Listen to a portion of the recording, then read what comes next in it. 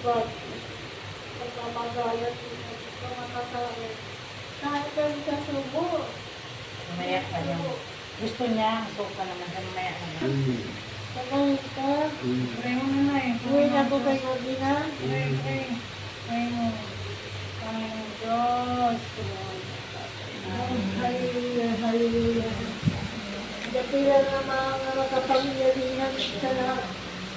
Pinupuri kita o Diyos, pinasasalamatan sa lahat ng mga kabutihan ng buhay na ipagkaloob mo sa amin.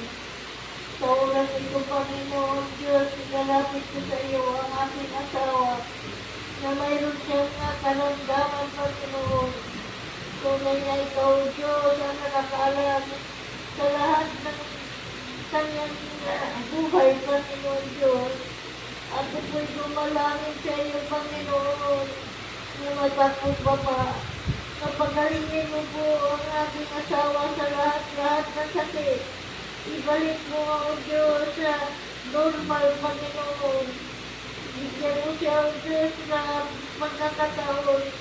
Extension, Panginoon, extension upang magkasama ka ang Diyos at magkakapagkikot sa iyo, Panginoon Diyos. Panginoon Jesus na makapangyarihan sa lahat. Ikaw, Diyos, ang nakakalam sa lahat. At sa buhay, sa bawat isa sa amin. Ako po'y naglapinuhod sa iyo, Panginoon. Napagalingin mo po ang aking asawa, Panginoon, sa lahat na sakit. Mula sa ulo hanggang sa lampakan. In Jesus' name. In Jesus' name. Shall we remove lahat ng mga sakit na makahadlang sa buhay.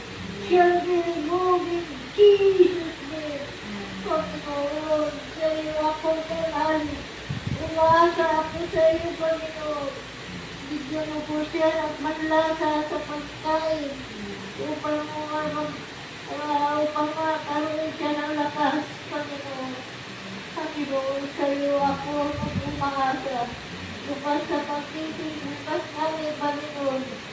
Lang magandang kalagayan sa ating asawa magkagalingan. Ako yung umasa, Panginoon. Alam ko ikaw ay kapangyarihan.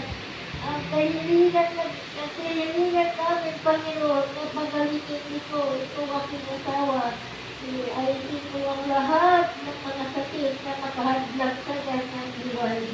Panginoon, ako'y umasa sa iyo. Ako'y umasa at sinalalig sa iyo. Mapagalingin mo siya. In Jesus' name. Amen. So, lahat.